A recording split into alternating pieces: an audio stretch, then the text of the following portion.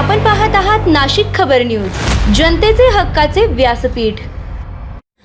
धीरज परदेशी हत्या प्रकरणी जलद गती न्यायालयात खटला चालवण्याची मागणी। अहमदनगर येथील हुतात्मा धीरज परदेशी यांच्या हत्या प्रकरणाची सखोल आणि निपक्ष चौकशी करून दोषींवर कठोर कारवाई करावी, तसेच हे प्रकरण जलद गती न्यायालयात चालवून 3 महिन्यांच्या आत निकाल द्यावा, अशी मागणी सकल राजपूत समाज नाशिकच्या वतीनं करण्यात आली आहे। या मागणीचं निवेदन जिल्हाधिकारी आयुष प्रसाद तसेच मुख्यमंत्री सचिवालयातील रोहित कुमार राजपूत यांना शिष्टमंडळाच्या माध्यमातून देण्यात आले।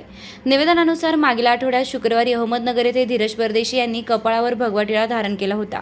याच कारणावरून काही व्यक्तींच्या टोळक्याने त्यांच्यावर हल्ला करून त्यांची निर्घृण हत्या केल्याचा आरोप करण्यात आलाय।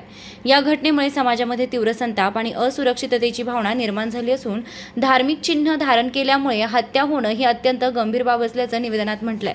या प्रकरणातील सर्व आरोपींना तात्काळ अटक करून उच्चस्तरीय चौकशी करावी, जलद गती न्यायालयात खटला चालवून दोषींना कायद्यानुसार कठोर शिक्षा द्यावी, तसेच धीरज परदेशी यांच्या कुटुंबाला राज्य सरकारनं तातडीने आर्थिक मदत आणि कुटुंबातील एका व्यक्तीला शासकीय नोकरी द्यावी, अशी मागणी करण्यात आली आहे। निवेदन देताना रामसिंग भाऊ बावरी, वीरेंद्र सिंग टिळे, मिलिंद राजपूत, बबलू परदेशी, प्रियंका अहिरराव, वाल्मिक राजपूत, जयदीप पवार, करण सिंग बावरी, विजय पवार, सोमनाथ भोंड, प्रकाश खिची, पूनम परदेशी, मिथुन परदेशी, सुनील परदेशी, मुन्ना भोंड, राजू शिकलकर, कृष्णा भोंड, लालसिंग गिरासे, संग्राम राठोड, प्रदीप गिरासे आदी उपस्थित होते।